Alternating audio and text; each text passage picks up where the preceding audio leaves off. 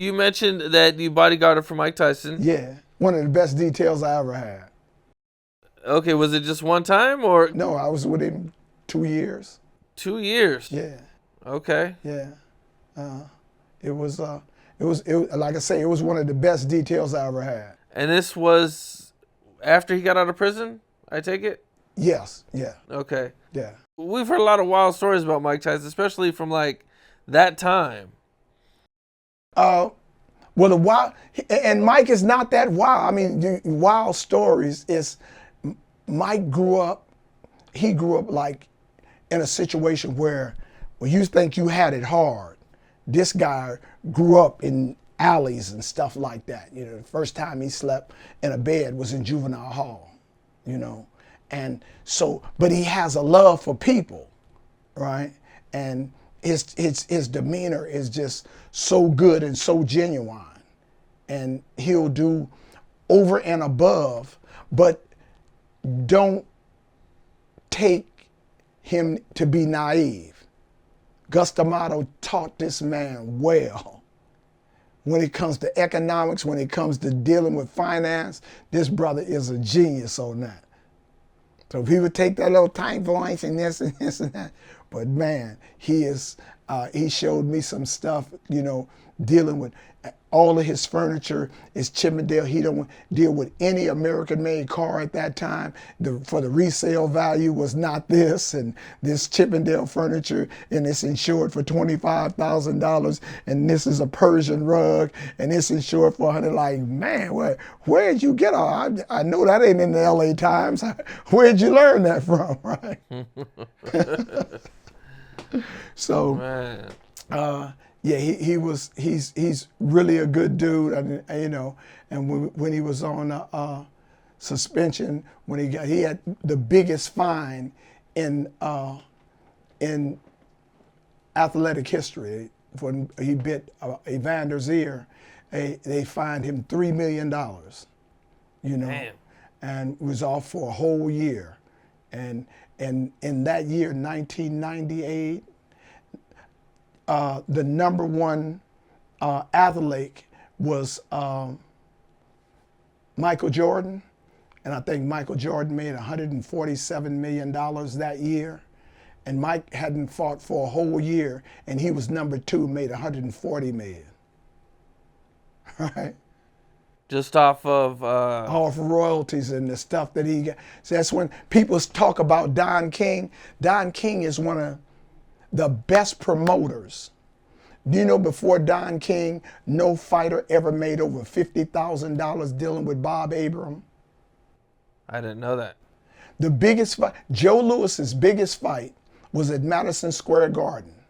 And it was for $4 million, but he didn't get any of the money. He dedicated to the war fund, right? And in 1972, I believe 72, Frank Sinatra found him in Detroit in an alley, broke, homeless, and took him to Las Vegas and set him up, gave him a lifetime room at Caesar's Palace, you know, because the Brown Bomber was his hero. And before Muhammad Ali, no fighter had ever made $1 million, thanks to Don King. And the Thriller in Manila, he guaranteed Muhammad Ali, I'll get you $1 million, right? When he got $1 million for one fight, do you know what the white football player said? The quarterback?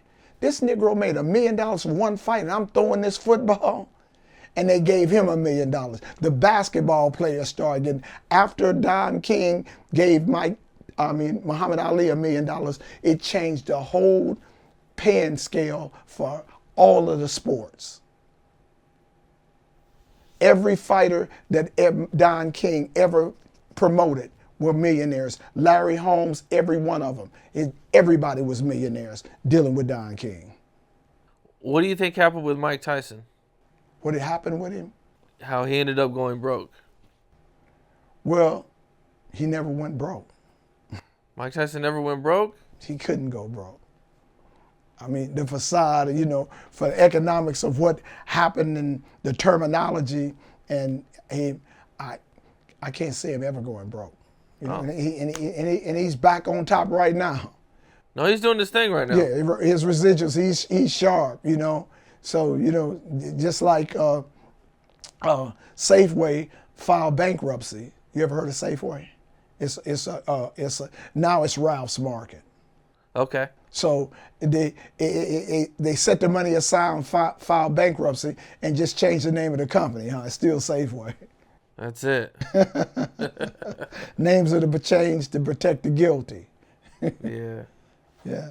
Is there any stories you could share from any of your bodyguarding experiences?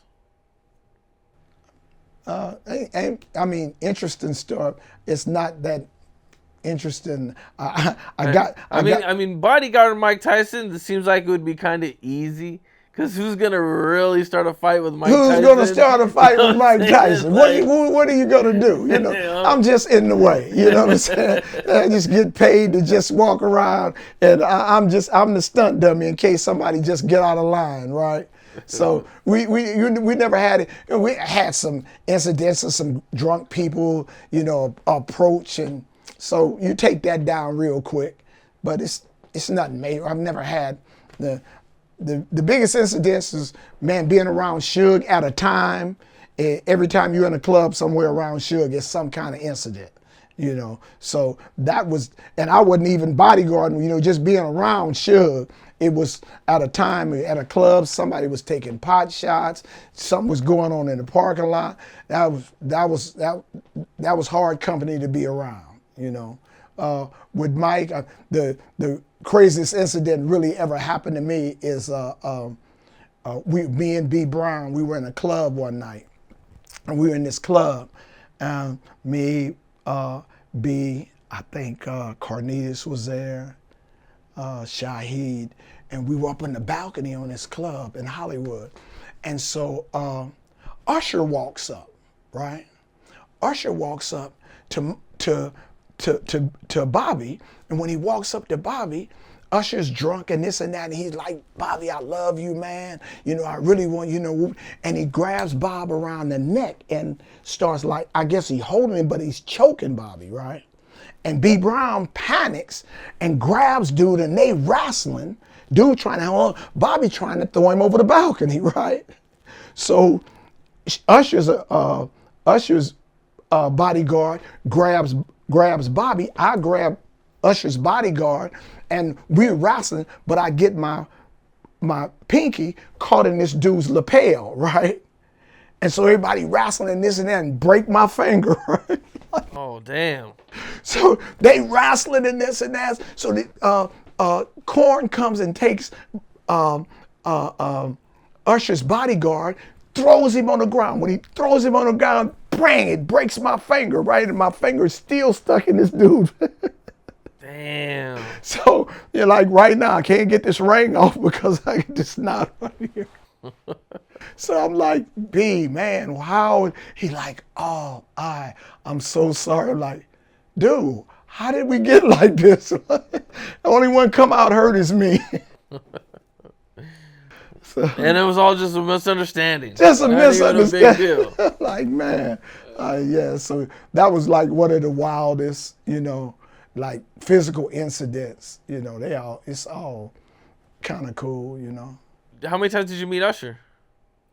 Just that once, and I didn't want to meet him no more. I never really met him. You know, he was just it was like he was impressed. He was ecstatic to see Bobby Brown, and it just went left. You know, just that quick. A lot of shit just go left. You know what I'm saying? So yeah, that was one of the best.